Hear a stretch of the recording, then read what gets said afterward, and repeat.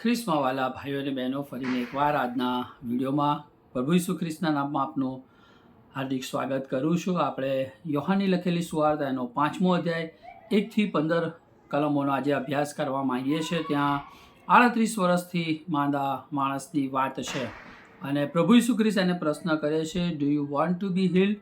અને એ બાબતને આજે આપણે કેટલીક બાબતોથી ચકાસવા માંગીએ છીએ.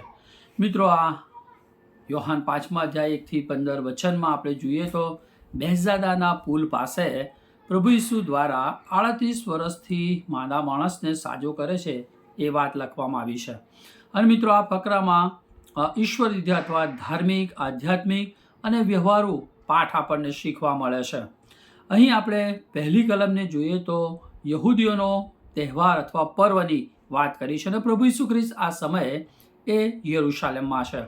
યરૂશાલેમમાં મેઢા ભાગણની વાત લખી છે, જ્યાં દરવાજા પાસે એક કુંડ છે જેને અરામિક ભાષામાં બેહઝાદા કહેવામાં આવે છે, જેમાં 5 છાપરાવાળી પરસાળ છે અને તેમાં ઘણા બધા માદા લોકો પડેલા હતા, જેમ કે આંધળા, લંગડા, લકવાગ્રસ્ત, એવી બધી અલગ અલગ તકલીફવાળા ત્યાં લોકો પડેલા છે એની વાત છે. ત્યાં એક માણસ હતો કે જે 38 વર્ષથી બીમાર હતો અને પ્રભુ ઈસુ ખ્રિસ્ત તેને સાજો કરે છે એની વાત આપણને ત્યાં જોવા મળે છે.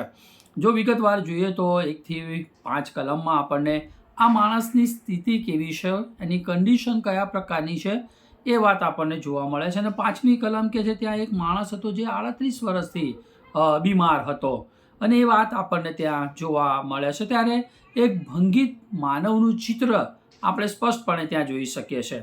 યહૂદીઓ માટે કહે છે કે ઈશ્વરે બનાવેલા નિયમોને આધીન હોવાને લીધે પ્રભુ ઈસુ ખ્રિસ્ત પર્વ માટે એ યરૂશાલેમ જાય છે અને ત્યાં એક માણસ જે 38 વર્ષથી અપંગ એટલે કે નિરાશ, હતાશ સ્થિતિમાં હતો, લગભગ એનું આજીવન એટલે પહેલેથી જ આ પ્રકારની પરિસ્થિતિમાં હતો, ત્યાં આ વ્યક્તિ આપણને જોવા મળે છે.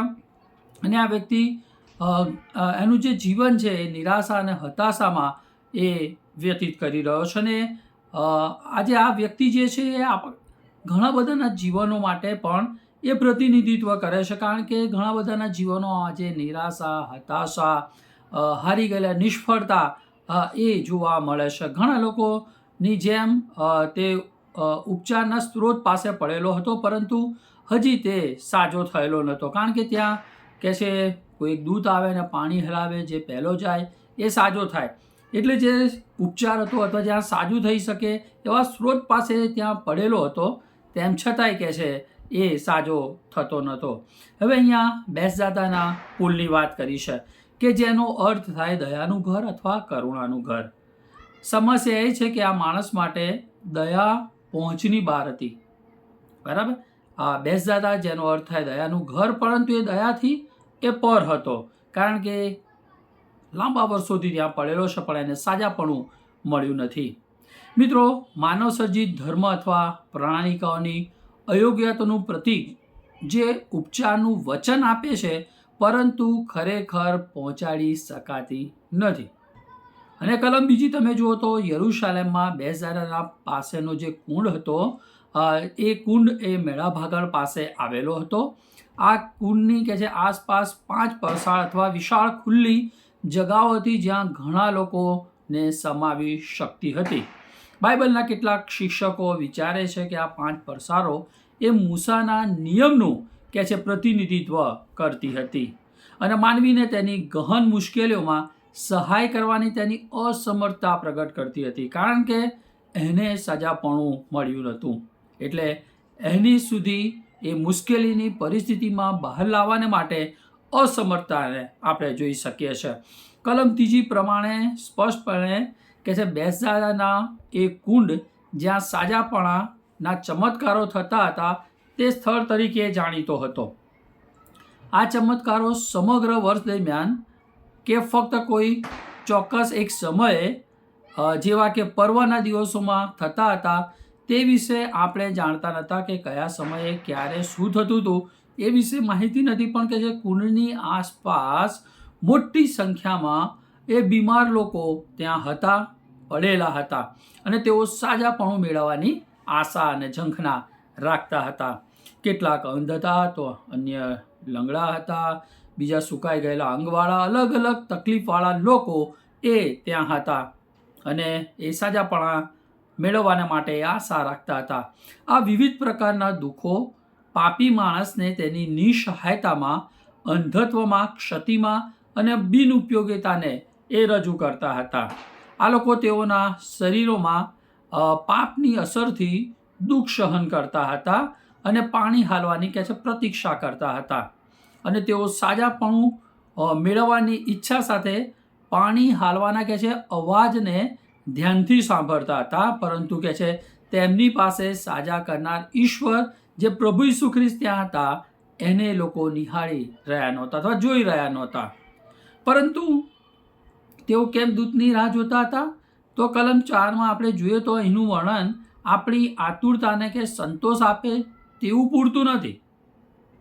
આપણને એટલું જ કહેવામાં આવ્યું છે કે કોઈ ચોક્કસ સમયે એક દૂત કે છે ત્યાં આવતો અને કુંડમાં ઉતરીને પાણીને હલાવતો, અને તે સમયે જે કોઈ વ્યક્તિ પહેલી પાણીમાં ઉતરે, બરાબર, એને કે છે એની જે કંઈ બીમારી હોય એમાંથી એ સાજાપણું મેળવતો હતો. કેટલાક બધા લોકો આજે સહાયની જરૂરિયાતવાળા હતા, પાણીમાં ઉતરવાની કે છે એ સમયે મથામણ કરતા હતા, અને એ આપણે દ્રશ્ય જોઈએ તો આપણને કેટલું દુઃખજનક લાગે કે લોકો સાજા થવા માટે પ્રયત્ન કરી રહ્યા છે, પણ જે પહેલી વ્યક્તિ ઉતરે એને સાજાપણું મળતું હતું અને બીજા બધા કે છે નિરાશ થઈને પાછા આવતા હશે. અને એવું બહુ જ આપણે દુઃખજન્ય અનુકંપા ઉપજે એ પ્રકારનું ચિત્રને અથવા દ્રશ્યને આપણે ત્યાં જોઈ શકીએ. એના છતાંય કેવળ એકને જ કહે છે સાજાપણાનું પરાક્રમ પ્રાપ્ત થતું હતું. આપણે કલ્પના કરીએ કે બીજા બધા કેવા નિરાશ થઈને પાછા આવતા હશે. તે સમયે જો સાજાપણા વિના રહી જાય તો એમના માટે પરિસ્થિતિ એ કપરી અને અઘરી બની જાય, એ બહુ સ્વાભાવિક છે. પણ મિત્રો, તે એક એવી નિસહાય વ્યક્તિ હતી જે વર્ષો વર્ષ સાજા થવાની કે છે રાહ જોતો હતો, કેમ કે તેને મદદ કરનાર, તેને એ કુંડમાં જ્યારે દૂધ હલાવે ત્યારે પહેલો ઉતારનાર કોઈ વ્યક્તિ તેની પાસે નહોતી. અને કલમ 5માં લખ્યું છે એ પ્રમાણે કે જે કુંડમાં પાસે પ્રતીક્ષા કરતો હતો તેવો માણસ કે છે 38 વર્ષથી એ બીમાર હતો. આનો અર્થ એવો થયો કે તારનાનો એટલે કે પ્રભુ ઈસુ ખ્રિસ્તનો જન્મ થયો ને એ અગાઉ આની પરિસ્થિતિ આવી જતી, બરાબર. એ સંપૂર્ણપણે કે છે બીમાર હતો, તકલીફમાં હતો, મુશ્કેલીમાં હતો, અને તેમ છતાં પ્રભુ ભલે એના પછી જન્મ્યા, એની બીમારીથી એ પછી જન્મ્યા હોય, તેમ છતાં પ્રભુ જાણતા હતા કે આને કઈ બીમારી છે, આને શાની જરૂર છે, એ પ્રભુ ઈસુ ખ્રિસ્ત જાણતા હતા. અને આ વ્યક્તિને એ પ્રશ્ન પૂછે છે. 6ઠ્ઠી કલમમાં તમે જુઓ તો બીજી વસ્તુ આપણને શીખવા મળે છે કે શું તું સાજો થવા માંગે છે? એવો પ્રભુ ઈસુ ખ્રિસ્ત એક વિચિત્ર પ્રશ્ન કરે છે. આપણને એવું લાગે કે પ્રભુ ઈસુ ખ્રિસ્તે શા માટે આવો પ્રશ્ન પૂછ્યો છે કે તું સાજો થવા માંગે છે? શું પ્રભુને નહોતી ખબર? બહુ સ્પષ્ટ છે કે ત્યાં આટલા વર્ષોથી પડેલો છે, એને સાજો થવા માંગે છે. તેમ છતાં પ્રભુ એને પ્રશ્ન પૂછે છે. એની જે ઊંડી જરૂરિયાત છે એ ઊંડી તપાસ એ પ્રભુ એની કરવા માંગતા હતા અને ઈચ્છતા હતા કે એક પરિવર્તન ઈચ્છે છે, એ ભંગિત પરિસ્થિતિમાંથી છુટકારો મેળવવા માંગે છે. માટે પ્રભુ એની એ પરિસ્થિતિ અને કેવી રીતે એની એ રજૂઆત કરે છે, એની કેવી ઝંખના છે એ પ્રભુ જાણવા માંગતા હતા. અને પ્રભુ જાણતા હતા કે કેવી તકલીફમાં છે, મુશ્કેલીમાં છે, કારણ કે આપણો પ્રભુ જે છે પ્રેમાળ, એ અનુકંપા ધરાવનાર એ ઈશ્વર છે. અને માટે એની જરૂરિયાત પ્રમાણે એને પૂછે છે કે શું તું સાજો થવા માંગે છે? પ્રભુ એ માણસની જે અંતકરણની સૌથી મોટી ઝંખના છે એ જાણવા માંગતા હતા અને એ કે એ પ્રભુ ઈચ્છતા હતા. પરંતુ તે માણસમાં રહેલી તેની કે છે પોતાની નિસહાયતા અને સજાપણા માટેની તેની જે તાતી જરૂરિયાત છે એને પ્રભુ બહાર લાવવા ઈચ્છતા હતા કે એ રીતે રજૂઆત કરે. મિત્રો, તારણના સંબંધમાં પણ આવું જ કંઈક છે. પ્રભુ જાણે છે કે મેં તમે પાપ કર્યું છે, આપણે જન્મથી એ પાપી છે ને આપણને તારણની તાતી જરૂર છે. સૌથી અગત્યનું એ વખતે એ વ્યક્તિને સાજાપણાની જરૂર હતી, કારણ કે આટલા વર્ષોથી બીમાર હતો અને તકલીફમાં હતો. આપણે પણ મિત્રો અત્યારે કેટલા વર્ષના છે આપણે જાણીએ છીએ, અને કેટલા વર્ષોથી આપણે પાપમાં જીવી રહ્યા છે. અને પ્રભુ આજે મને તમને પ્રશ્ન પૂછે છે, શું દીકરા કે દીકરી તું આધ્યાત્મિક સાજાપણું પ્રાપ્ત કરવા માંગે છે? કારણ કે પ્રભુ જાણે છે આપણી વ્યક્તિ તરીકે આપણી જે જરૂરિયાત છે એ સૌથી પ્રથમ એ તો તારણની છે, જે મારા અને તમારા માટે બહુ અગત્યની છે. કે હું ને તમે આપણા હોઠ દ્વારા આપણા પાપોને કબૂલ કરીએ, આપણી ભૂલોને પ્રભુ સમક્ષ કબૂલ કરીએ, પ્રભુ પાસેથી માફી માંગીએ અને પ્રભુ સાથેના સમાધાનમાં આવીએ. એ પ્રભુ મારા અને તમારા માટે ઝંખના રાખે છે, અને પ્રભુ પાસે એનો ઈલાજ છે. પ્રભુ જ કેવળ આપણને પાપોની માફી આપી શકે છે. અને અહીંયા પણ પ્રભુ જાણે છે કે હું જ આને સાજો કરી શકું તેમ છું, ને માટે એ એને પૂછે છે કે તારી જરૂરિયાત શું છે, શું તું સાજો થવા માંગે છે. અહીંયા આપણને જે આધ્યાત્મિક સિદ્ધાંત શીખવા મળે છે કે મિત્રો, ઘણા લોકો આજે આધ્યાત્મિક બંધનમાં છે, કારણ કે તેઓ ખરેખર સ્વતંત્રતા ઈચ્છતા નથી. તેઓને પાપમાં જીવન જીવવાનું ગમે છે. તેઓ પરિવર્તન ઈચ્છતા નથી, પરંતુ એ પાપમાં જીવવા માંગે છે. માટે આજે પ્રભુ આપણને પ્રશ્ન કરે છે કે શું હું અને તમે જો પાપના બંધનમાં છે તો તેમાંથી મુક્ત થવાની ઈચ્છા રાખી રહ્યા છે? તો પ્રભુ કહે છે, મારી પર વિશ્વાસ કરો, હું તમારા દરેક પાપોની માફી આપીશ.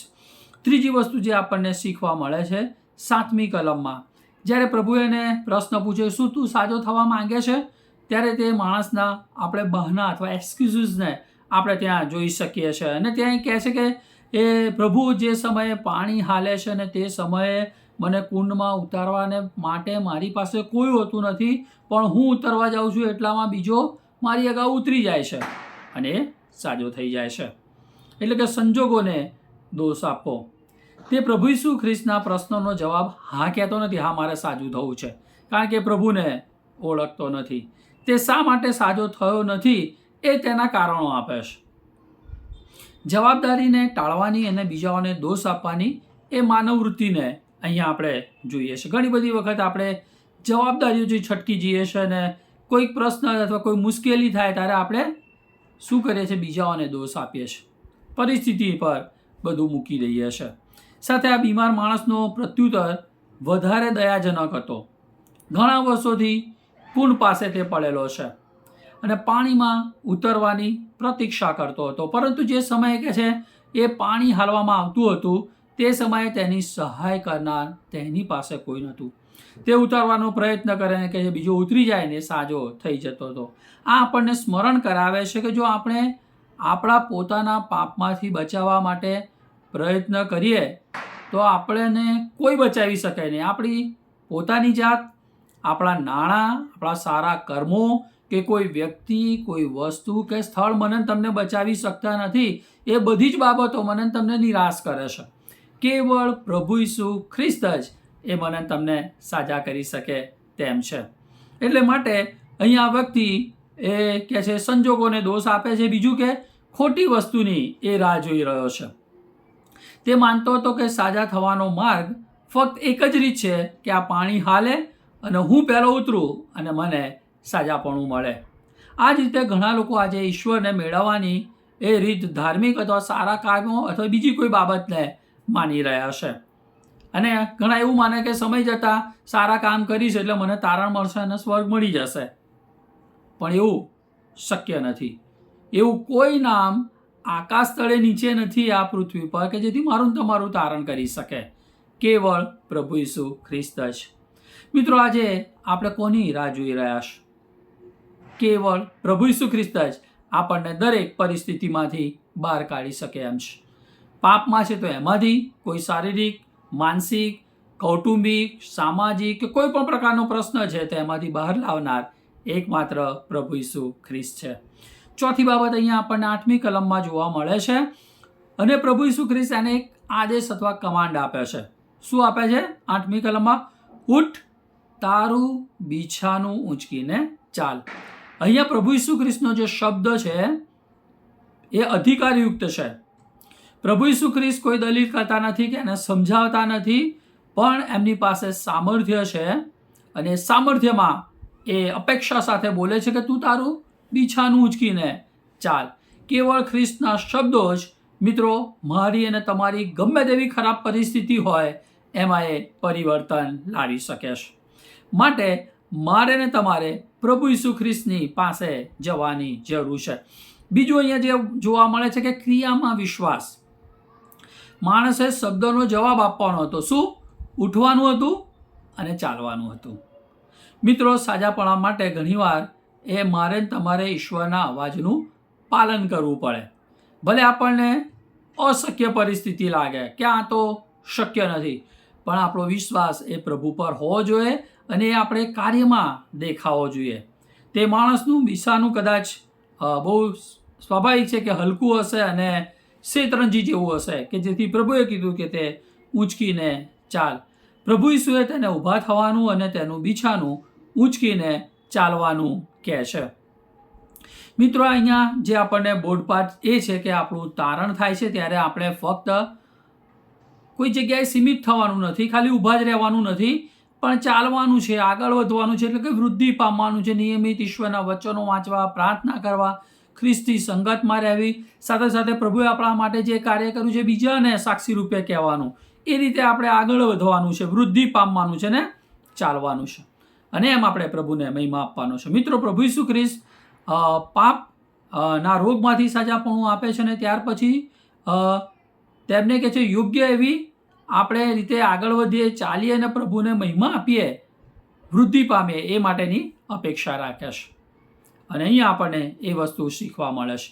જ્યારે એમણે કીધું કે ઉઠને તારું બીછાનું ઊંચકીને ચાલ, ત્યારે આપણે એનું પરિણામ જોઈએ છે. ત્યાં ચમત્કારને આપણે જોઈ શકીએ છીએ જે 9 થી 15 કલમમાં આપણને જોવા મળે છે. અને કેવી રીતે સાજો થયો? તરત જ એ સાજો થયો. 9મી કલમમાં તમે જુઓ તો તે માણસ તરત જ સાજો થઈ જાય છે. પ્રભુ ઈસુ ખ્રિસ્તનું જે સાજાપણું છે તત્કાળ છે, સંપૂર્ણ અને કાયમી છે. એ વાત અહીંયા આપણે શીખવા મળે છે કે તારણ આપણને કોઈ કાર્ય કરવા માટે પરાક્રમ આપ્યા વિના તે કરવાનું કદી જ જણાવતા નથી. એટલે પ્રભુ આપણને કાર્ય કરવાનું કહે છે, એમના પરાક્રમ વિના એ થતું નથી. અને પ્રભુ આપણને ચોક્કસ કાર્ય કરવાનું કહે છે અને કહે છે જ્યારે પ્રભુના શબ્દો ઉચ્ચારવામાં આવ્યા તો આ વ્યક્તિને કહે છે નવું જીવન મળ્યું અને પરાક્રમ એના શરીરમાં થયું. એ જે અશક્ત શરીર હતું એમાં ઈશ્વરના પરાક્રમને આપણે જોઈ શકીએ છીએ. ઘણી બધી વખત લાગે કે આ માણસમાં કશું જ નથી, કોઈ કામનું નથી, પણ જ્યારે પ્રભુનું પરાક્રમ આવે છે ને ત્યારે એ જીવનનો પ્રભુ અદ્ભુત નજાયબ જેવો ઉપયોગ કરે છે. એ મારા માટે બી હોઈ શકે અને તમારા માટે. મારા જીવનનો એ અનુભવ છે, તમારો પણ અનુભવ હશે. અને પ્રભુ ચોક્કસ જે હજી પ્રભુને પરાક્રમ પ્રાપ્ત કર્યું નથી, જો એમાં વિશ્વાસ કરે છે તો એનો પણ અદ્ભુત અજાયબ જેવો પ્રભુ ઉપયોગ કરે છે કે તે વ્યક્તિ તત્કાળ સાજાપણું પામ્યો, ક્રમિક નહીં. ઘણી વખત અત્યારે સાજાપણું કે થોડા સમય પછી મળશે, તમે આટલા દિવસ આવો અને તમારા માટે પ્રાર્થના કરે, તમે સાજાપણું મળશે પછી. પણ અહીંયા જોઈએ છે કે તત્કાળ એ સાજાપણું જોવા મળે છે. જે અંગો વર્ષોથી નકામા હતા, કોઈ કામના નહોતા, નબળા હતા, કોઈ જ કામ નહોતું કરતું, પણ ઈશ્વરના સામર્થ્યમાં કે જે ધબકતા થયા અને કાર્ય કરતા આપણે જોઈ શકીએ. ત્યાર પછી કે છે પ્રભુના વચન જે હતું એની તત્કાળ અધીનતા જોઈએ છે કે માણસ બીછાનું ઊંચકીને ચાલતો થયો. મિત્રો, 38 વર્ષથી બીમાર પછી આ કેવું ઉત્તેજના આપનારું છે. એ વ્યક્તિ 38 વર્ષથી પડી રહ્યો છે અને આજે પહેલી વાર જાણે કે એ ચાલી રહ્યો છે. આટલા વર્ષો પછી એ પોતાનું બીછાનું ઊંચકીને ચાલી રહ્યો છે. કેવું અદ્ભુત નજાયબ! એના માટે ને એને જોનાર માટે પણ એ લોકો આશ્ચર્ય પ્રાપ્ત કરવા માંડ્યા. અને મિત્રો, બહુ અગત્યનું કે આ ચમત્કાર પણ એ વિશ્રામવારે થયો હતો. અને વિશ્રામવાર આપણે જાણીએ છીએ કે કોઈ પણ કાર્ય કરવું નહીં એવું યહૂદી લોકોની માન્યતા હતી. અને આ માણસ પણ યહૂદી હતો, છતાં કે છે પ્રભુ ઈસુ ખ્રિસ્તની આજ્ઞાને કારણે તે દિવસ સંબંધીની જે યહૂદી પ્રણાલિકા હોવા છતાંય કે પોતાનું બીછાનું ઊંચકીને ચાલવામાં એણે સંકોચ અનુભવ્યો નહીં. ના પાડવાય કે આ રીતે ચાલી શકાય નહીં, કોઈ કામ કરી શકાય નહીં વિશ્રામવારે, પણ જેણે એને સાજાપણું આપ્યું પ્રભુ ઈસુ ખ્રિસ્તે એને કીધું માટે કહે છે એ વ્યક્તિ બીછાનું ઊંચકીને ચાલ્યો. પ્રણાલિકા શું કહે છે, બીજા કોઈ શું કહે છે એ નહીં, પણ મને જેણે કીધું છે એ પ્રમાણે હું કરીશ. અને માટે તમે પરિણામ જુઓ તો 10 થી 13 કલમમાં એ આપણને આધ્યાત્મિક વિરોધ જોવા મળે છે કે જે યહૂદીઓએ વિશ્રામવાર પર તેની સાતડી અથવા શેતરંજી ઊંચકીને એ ચાલતો હતો માટે કે જે બદલ એની ટીકા થઈ.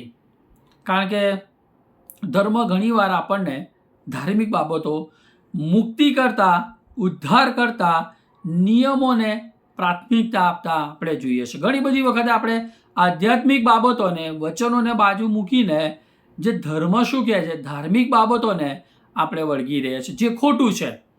અહીંયા 10મી કલમમાં તમે જુઓ તો કહે છે કે વિશ્રામવારે તારે બીછાનું ઊંચકીને ચાલવું એ વ્યાજબી નહીં, એમ યહૂદી આગેવાનો એને કહે છે અને એની એ ટીકા કરે છે. અને આ લોકો ખૂબ કઠોર હતા અને તેઓના ધાર્મિક વિધિઓના પાલનમાં કે છે એ ક્રૂર હતા અને પોતાના કે છે આ જે નિયમો હતા એને ચુસ્તપણે વળગી રહેનાર આ આગેવાનો અને લોકો હતા કે તેમનામાં અનુકંપા કે દયા નહોતી નિયમો પાળવા માટે.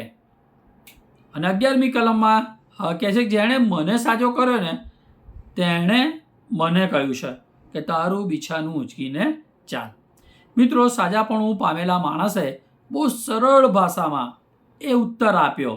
તેણે કહ્યું કે જે વ્યક્તિએ મને સાજાપણું આપ્યું છે, જેણે મને કહ્યું છે કે તું તારું બીછાનું ઊંચકીને ચાલ, જેણે મને આજ્ઞા આપી છે એની આજ્ઞાને હું પાળી રહ્યો છું. જે વ્યક્તિ 38 વર્ષથી બીમાર હતો તેને સાજાપણું આપ્યું, તેની આજ્ઞાને આધીન થવું જોઈતું તો એને ખબર હતી. પછી ભલે ને વિશ્રામવારે હોય, એણે મને આજ્ઞા કરી છે માટે મારે એની આજ્ઞા પાળવાની. મિત્રો, પ્રભુ આપણા જીવનમાં કાર્ય કરે છે માટે આપણે બીજી બધી બાબતો કરતાં પ્રભુ આપણને જે કહે છે ને એને પ્રાધાન્ય આપવાની જરૂર છે. પરંતુ મિત્રો, આપણે જાણીએ છીએ પ્રમાણે, આ વચન પ્રમાણે આ સાજાપણું પામેલ વ્યક્તિ એ પ્રભુ ઈસુ ખ્રિસ્ત કોણ છે ને એને જાણતો નહોતો. તેણે ખૂબ સામાન્ય રીતે કીધું, પણ એ બહુ સ્વાભાવિકપણે જેણે એને સાજા કર્યો એનો એ આભાર માને છે. અને 12મી કલમમાં એમ લખ્યું છે એ પ્રમાણે કે તે માણસ કોણ છે એ હું જાણતો નથી. બરાબર. જ્યારે યહૂદીઓ એમને પૂછ્યું કે તને જેણે કહ્યું તારું વિચારવું કે તે માણસ કોણ છે, ત્યારે એણે શું કીધું કે હું એ જાણતો નથી. આપણે વાત જાણીએ છીએ. કેમ આવું પૂછ્યું? કારણ કે જે વ્યક્તિ તને સાજો કર્યો કે જે યહૂદી પ્રણાલિકાનો એણે ભંગ કર્યો છે અને આજ્ઞા તોડનાર એ વ્યક્તિ કોણ છે, એ કોણે હિંમત કરી એ જાણવાની આતુર હતા કે જેથી એને અપરાધી ઠરાવવામાં આવે. અને મૂસાના નિયમશાસ્ત્ર પ્રમાણે કે જે વિશ્રામવારનો ભંગ કરે ને એને પથ્થરે મારવામાં આવતો હતો. એટલે આ યહૂદી લોકોને, ધાર્મિક આગેવાનોને 38 વર્ષથી જે બીમાર હતો એ સાજો થયો એમાં એમને સહેજ પણ ઇન્ટરેસ્ટ નથી, પણ નિયમોમાં વધારે ઇન્ટરેસ્ટ છે.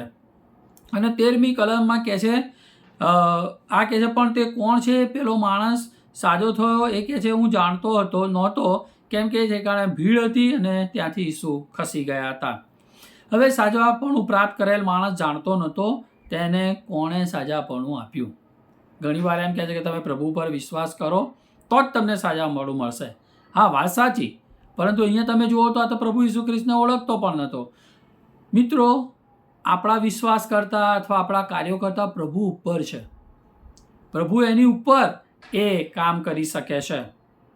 અને અહીંયા આપણને એ જોવા મળે છે કે ત્યાં ભીડ હતી માટે પ્રભુ ઈસુ ખ્રિસ્ત ત્યાંથી ખસી ગયા હતા.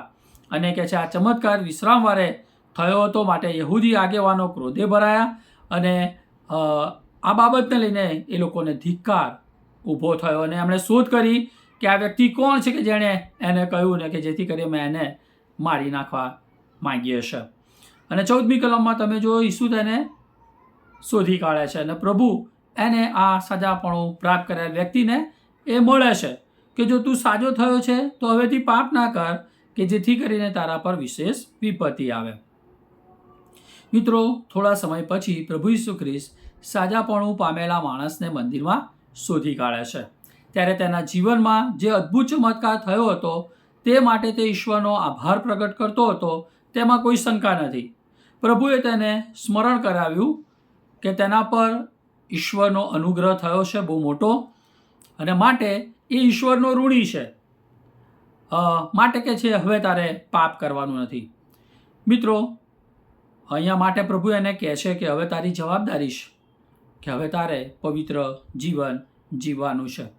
કારણ કે ઘણી બધી બીમારી એ પાપને કારણે પણ હોઈ શકે છે. બધી જ બીમારી નથી, પણ ઘણી બધી બીમારી એ પાપને કારણે આપણા ભૂલને લીધે હોઈ શકે છે. અને માટે પ્રભુ અહીંયા એ કહે છે કે હવેથી તું પાપ કરીશ નહીં. એટલે કે જે પવિત્રતાનું ધોરણ છે એ તું જાળવી રાખ. અહીંયા પ્રભુ એવું નથી કહેતા કે શક્ય હોય એટલું ઓછું પાપ કર, પણ પ્રભુ બહુ સ્પષ્ટ કહે છે હવેથી તું પાપ કરીશ નહીં.